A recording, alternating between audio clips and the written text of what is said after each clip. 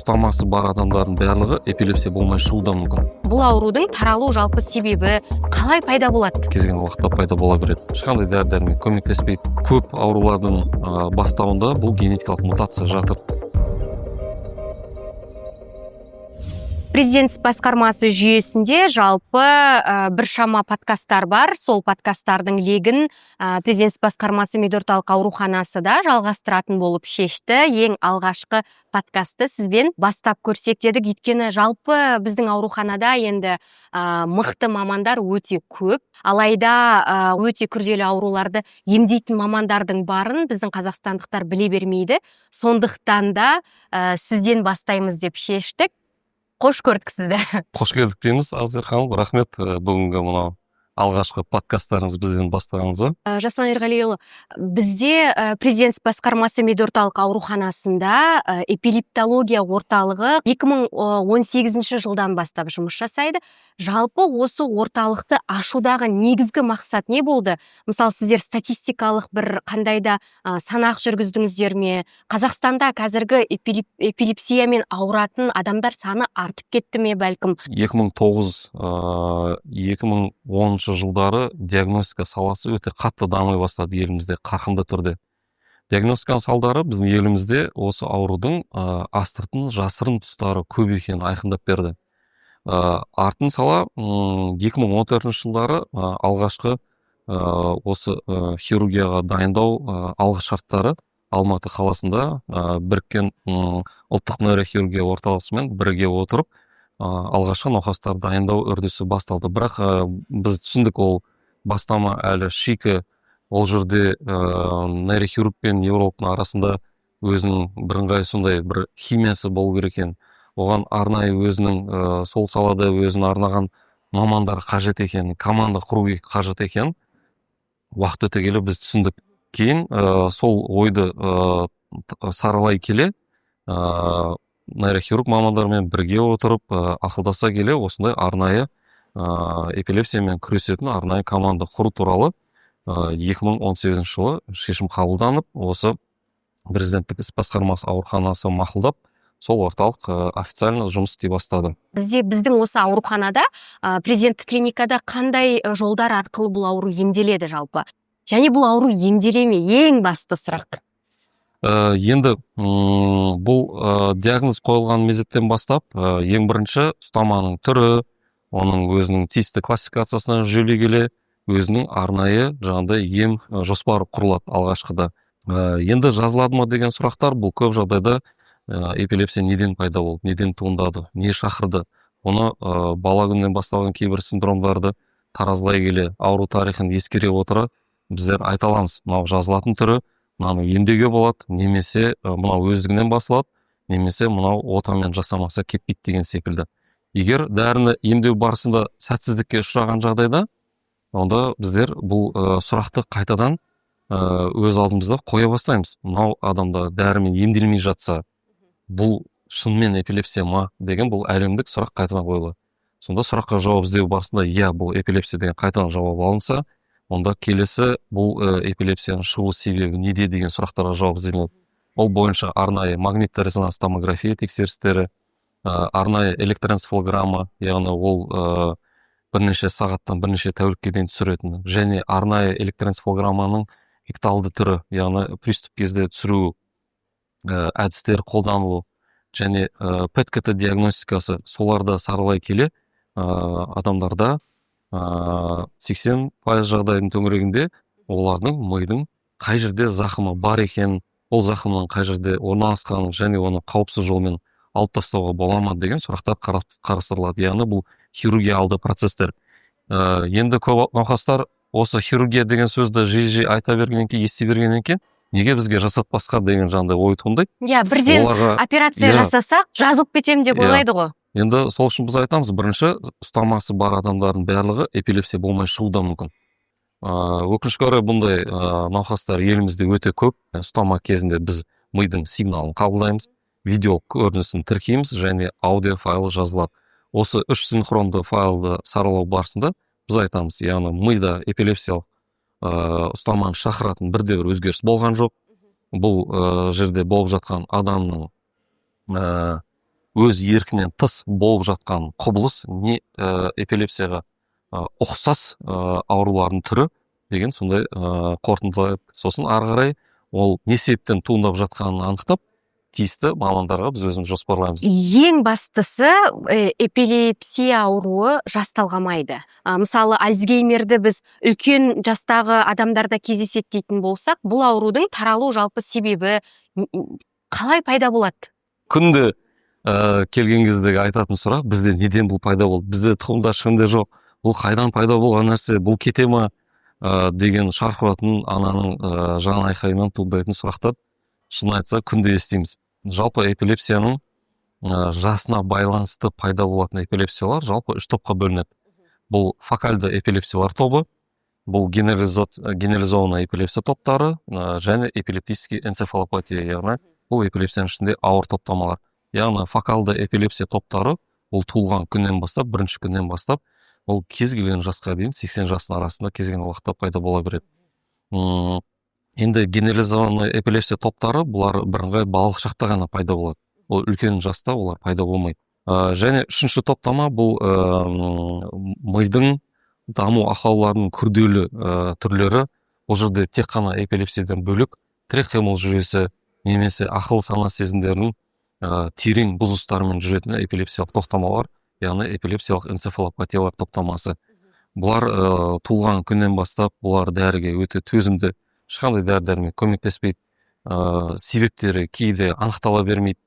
Бұндай жағдайда эпилепсияны жеңіп шығу, емдеу өте ауыр. Яғни сіздің қойып жатқан сұрағыңызға тікелей жауап, бұл әр бастаудың өзінің бір себебі бар деген сондай түсініктер бар. Енді көп аурулардың бастауында бұл генетикалық мутация жатыр деген қазір әлемде сондай түсінік кеңейіп келе жатыр. Яғни генетикалық мутация деген сөз бұл міндетті түрде тұқым қуалайтын жағдай емес. Бұл түрлі мозаицизмдердің арқасында бұл де ново мутация немесе гетерозиготты мутациялардың ұрықтанғанға дейін ұрық жасушаларындағы белоктардың өзгерісінен туындайтын мутациялар. Олар уже сол өзгерген күйінде ұрықтанып, содан ол баланы жандай бала миының дамуына түрлі кері әсерлерін тигізеді. Яғни бұл жерде не әйел адамда, не ер адамда кінәлі деген айтуға болмайды. Өйткені бізде қазақы қоғамда мынандай түсінік бар. Егер де бала сал болып туса, әйел адамнан көреді. Сен дұрыс емессің, сенің денсаулығың дұрыс болмаған. Бұл жерде меніңше медициналық білімнің жалпы қазақы қоғамда кішкене аздау болғандығынан бұлар көбіне әйел адамнан ғана көреді. Дұрыс айтасыз, бұл жерде бір тарап кінәлі деп айту қиын. Бұл жерде екі тараптың да қосар үлесі өте зор. Яғни балада ұстама белгілер басталып, эпилепсия диагнозы қойылғаннан кейін біздер айтамыз, осы туған туысқандарда ешкімде жоқ па? Олар бірден айтады, бізде жоқ. Саралай келгенде ешкімде жоқ болса, онда бұл вероятно жандай мутацияның анықталған түріне байланысты, бұл гетерозиготты немесе де ново пайда болған, мозаицизмден пайда болған түрлі мутациялар болса, ол жерде ешкімнің кінәсі жоқ. Енді қазіргі жағдайда трендтер кішкене өзгеріп келе жатыр ғой. Осыдан 10 жыл бұрын әйел адам сондай баланы дүниеге әкелсе, ұл жақ тараптары қатты ауыр көзқараспен қарайтын. Қазір соңғы кездегі байқап жүргенім керісінше екі жас бірін-бірін қолдайды. Көп жағдайда осы тенденция өзгеріп келе жатыр. Ол дұрыс, себебі мен ойлаймын, бұл ақпараттық ағымдар кеңінен таралып жатыр, түсіндіріліп жатыр, түсіндірілу жұмыстары жүріп жатыр. Президент басқармасы медорталық ауруханасы 18 жастан асқан науқастарды ғана қарайды. Ал сіздердің орталықтарыңызда бір өзгешелік бар ма? Балаларды әкеліп қаратуға, қазір енді бізде көріп отырған көрермендердің сұрағы туындауы мүмкін. Енді эпилептология орталығы бұл больницаның, аурухананың қабырғасында болғандықтан, әрине біз осы аурухананың өзінің қағидаларына, өздерінің тәртіптеріне, ережелеріне бағынамыз.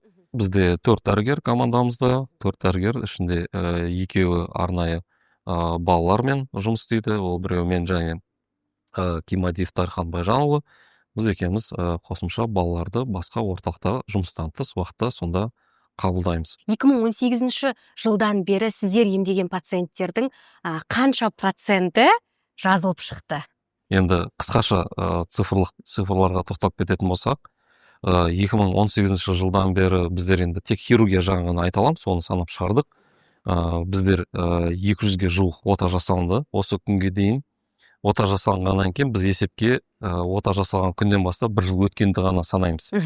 Яғни мысалға осы 25-те жасалған адамдарды ол есепке жатпайды. Яғни 1 жыл толған жоқ. Яғни хирургияның отасының сәтті өтпеуі ол 12 айдан кейін бірақ есептеле бастады. Енді сол өткен адамдарды санаққа салған кезде бізде 67% адамдар эпилепсиясыз өмір сүріп жүр. 5 жылдың арасында мүлдем ұстама қайталанбаған жағдайда біз айтамыз, сіз толық айқын жазылып кеттіңіз, енді есептен шыға берсеңіз болады деген сондай ұсыныс айтамыз. Енді осы жерде алдын алу процесіне, ауруға ұшырамас үшін біз айтамыз ғой, енді спортпен айналысу керек, жаңағы салауатты өмір салтын ұстансаңыз бәрі жақсы болады деген секілді.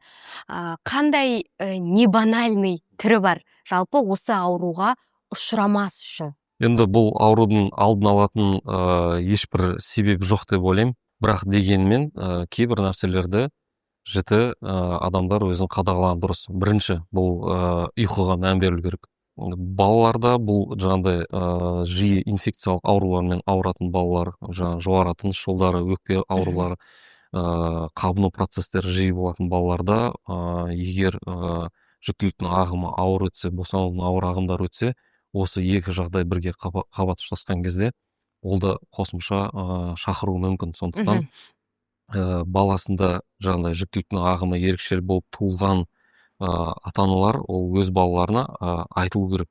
Сен көңіл күйін дағдылап үйрену керек.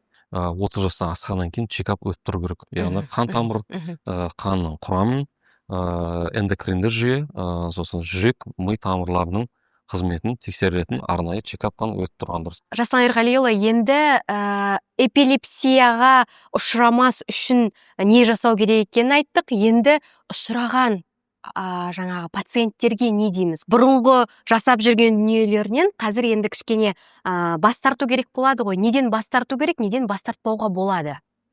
Енді эпилепсияға ұшырағаннан кейін, ол диагноз нақты қойылғаннан кейін, дұрыс айтасыз, кейбір шектеулер болуы тиіс. Адам өзін күтіну керек, өзінің жеке қауіпсіздігі, өзінің жақын адамдарының қауіпсіздігін ескеру керек болады. 12 айдың ішінде біз кейбір ақпараттарды қосымша айта аламыз. Мысалға, тексерістер жасағаннан кейін сіздің эпилепсияңыз телефон қарауға, гаджеттерді пайдалануға ешқандай қатысы жоқ эпилепсия. Пайдалана беріңіз, көре беріңіз. Немесе көшеде қыдырып жүргеннен бұл болып қалмайды. Сіздің эпилепсиялық ұстамалардың ерекшелігі сондай, сізде тек ұйқы кезінде болады. Сол үшін күндізгі жұмыстарыңызды қорықпай жүзеге асыра беріңіз. Енді көлік басқару бойынша біздің жол көлік басқармасының заңнамасына сәйкес эпилепсиясы диагноз қойылған науқастарға көлік басқаруға болмайды. Сол себептен де елімізде айқын статистика жоқтың сол себептен. Сондықтан да біздің елімізде бар жоғы 90 мың шамасында адам тіркелген. Шын мәнінде олардың саны 2 есе болуы мүмкін, немесе 3 есе болуы мүмкін. Олардың барлығы тек жаңағыдай мемлекеттік тіркеуде емес ұйымдарда қаралады, тексеріледі. Орталықтың ерекшелігі біздер эпилепсиясын зерттеп болғаннан кейін айтамыз, саған мынау болады, мынаны абайлаңыз, мынаны байқап көріңіз деген секілді.